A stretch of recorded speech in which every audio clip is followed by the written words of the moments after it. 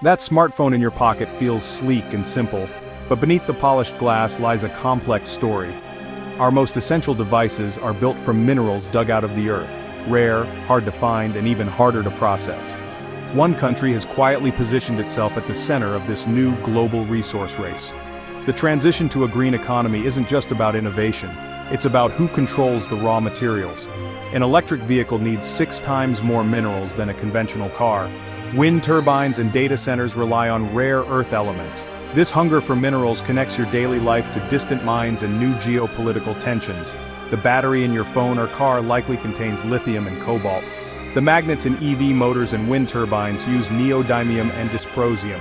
These unique materials make modern technology possible, smaller, faster, more efficient. For decades, we never thought about where these ingredients came from. Now their supply is a top strategic issue for governments and corporations. This essay explores the world of critical minerals and how China built a near monopoly over their supply chains.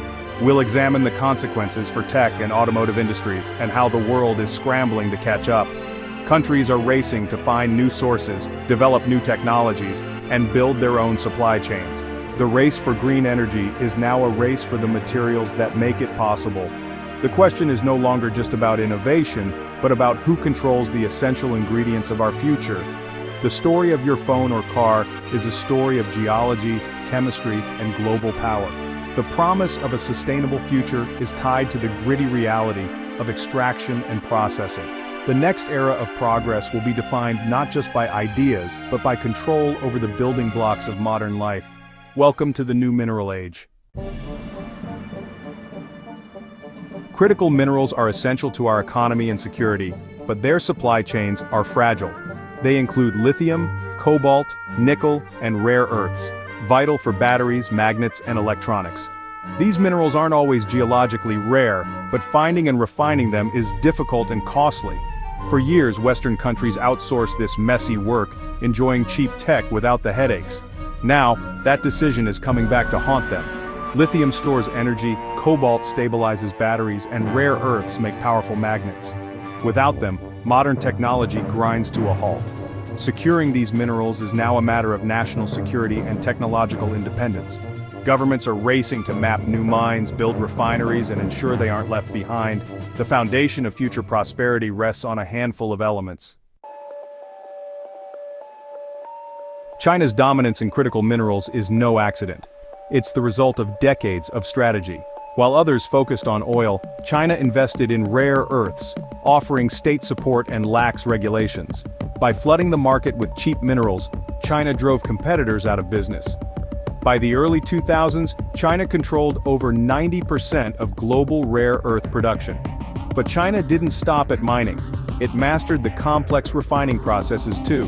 Today, even if a country mines its own lithium or cobalt, it often sends it to China for processing. China refines the majority of the world's lithium, cobalt, and rare earths, giving it a powerful chokehold.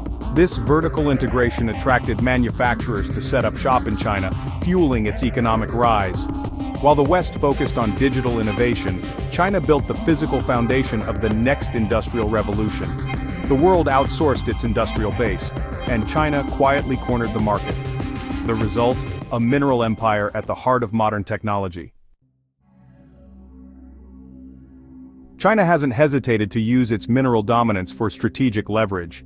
In 2010, after a dispute with Japan, China halted rare earth shipments, sending prices soaring and exposing global vulnerability. The message was clear across Beijing, and your access to essential materials could vanish. Since then, China has used quotas and export controls to manage supply and influence prices. In 2023, it restricted exports of gallium and germanium, vital for semiconductors and military tech, in response to US chip restrictions. The mineral trade is now a battleground in the tech rivalry between superpowers. Companies and governments worldwide have realized their supply chains are fragile. The era of cheap, reliable raw materials is over. Minerals have become instruments of state power. Every major nation is rethinking its approach to resource security.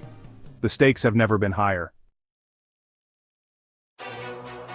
Tech and auto giants like Apple and Tesla depend on a steady flow of critical minerals, most processed in China. Their business models rely on stable, globalized supply chains, But this dependence is now a strategic vulnerability. Automakers can't build EVs without batteries, and batteries need processed lithium and cobalt. China's control means it can influence prices, dictate terms, and prioritize its own companies. Any disruption, political or otherwise, could halt production and erase profits. Companies are forced to hold costly inventories or redesign products to use fewer critical materials. Geopolitical risk is now a constant concern. The comfortable era of frictionless trade is over. Breaking free from China's grip is now a top priority for every major tech and auto company. The question, how to secure the materials that power innovation? The world is scrambling to secure its own supplies and break China's chokehold. The US, EU, Japan, Australia, and Canada are building friend-shoring supply chains, alliances to mine, process, and manufacture together. A new global mining boom is underway with countries racing to find lithium, cobalt, and rare earths. But mining is only half the battle. Refining capacity is where the West lags most. Governments are offering huge incentives for new refineries and processing plants. The US Inflation Reduction Act and EU Critical Raw Materials Act are spurring investment. New plants are planned in the US and Europe, but building them takes years and faces local opposition. The race is on to build resilient supply chains before the next disruption hits. It's a high-stakes competition for the building blocks of the green economy. The challenge catch up before it's too late. The world is learning that mineral security is as important as energy security. The clock is ticking. Recycling offers a powerful way to reduce dependence on new mining. Every old phone, laptop, and EV battery is an urban mine of critical minerals. Creating a circular economy, recovering and reusing these materials, can provide a secure domestic supply. Companies like Redwood Materials and Northvolt are building massive battery recycling plants. New tech can recover over 95% of critical minerals from old batteries, creating a closed-loop system. Recycling is more efficient and less polluting than mining, and it insulates economies from global shocks. As more EVs retire, the volume of recyclable batteries will soar. Challenges remain. Collecting, transporting, and processing used devices is complex and costly. Product design must evolve to make recycling easier.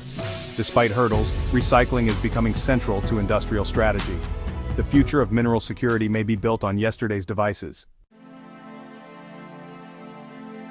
The future of critical minerals could unfold in several ways. China might maintain its dominance, keeping the world dependent and vulnerable. Or Western investments could create robust alternative supply chains, balancing the market and reducing risk. A third scenario, technological breakthroughs like sodium-ion batteries or new magnet tech, could reduce or eliminate the need for scarce minerals. If these innovations succeed, demand for certain minerals could plummet, reshaping the global landscape. Most likely the future will be a mix. China remains a major player but faces new competition and disruptive technologies. The competition will drive new alliances, policies, and innovation. The global economy is being rewired around the flow of these essential materials. The quiet power of minerals is now front and center. Who controls them will shape the next century. The stakes, economic prosperity, technological leadership, and geopolitical influence, the mineral race is on. The journey from raw mineral to smartphone is now central to global power. For decades, the world let China build and control this foundation, trading convenience for vulnerability. China's embargoes and export controls have exposed the risks of dependence. Now governments are scrambling to rebuild domestic and allied supply chains. The path is slow, expensive, and fraught with challenges. But access to minerals will determine economic and geopolitical power in the years ahead. This isn't just a government problem. It affects everyone who uses technology or cares about a cleaner planet. The real question, will urgency turn into sustained action and investment? Securing the materials for a green digital future is the first and hardest step. The control of these humble rocks and metals will help decide who leads the world in the century to come.